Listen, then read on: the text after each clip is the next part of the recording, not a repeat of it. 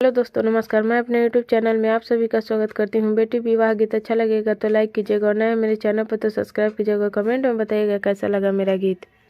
हाथी आजे लोटे ले अपना हाथी सारावा हो, घोरावा लोटेला घोरा सार, घोरावा लोटेला घोरा सार।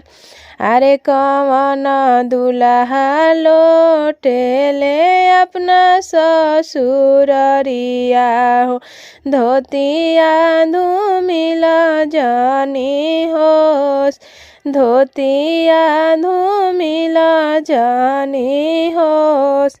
अरे आतना बचन जब सुनेली सासु हो, बाबू से अरज हमार, बाबू से अरज हमार।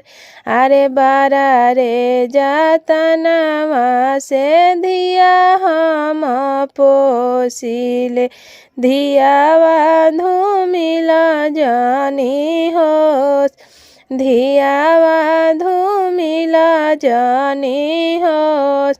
अरे इहावा खियौलु सासु आमय मरुधावा हो, उहावा पियाइब गैया दूध, उहावा पियाइब गैया दूध।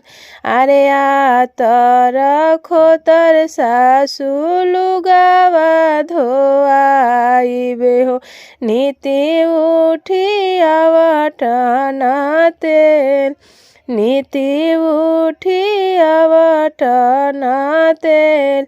मचिया बैठल तुहु आमा बरजती, धनिया के जानी बोलिहा बोल, धनिया के जानी बोलिहा बोल। अरे बारा रे जातनामा से धनिया ऐसन पवनी हो, धनिया धूमिल जानी होस, धनिया धूमिल जानी होस।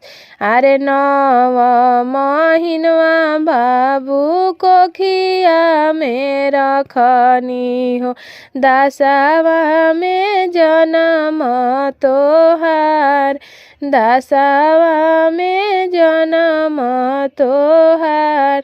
तेलावा लगाई बाबू चुनरी सरवनी हो, बारा भइल धनी के गुलाम, बारा भइल धनी के गुलाम।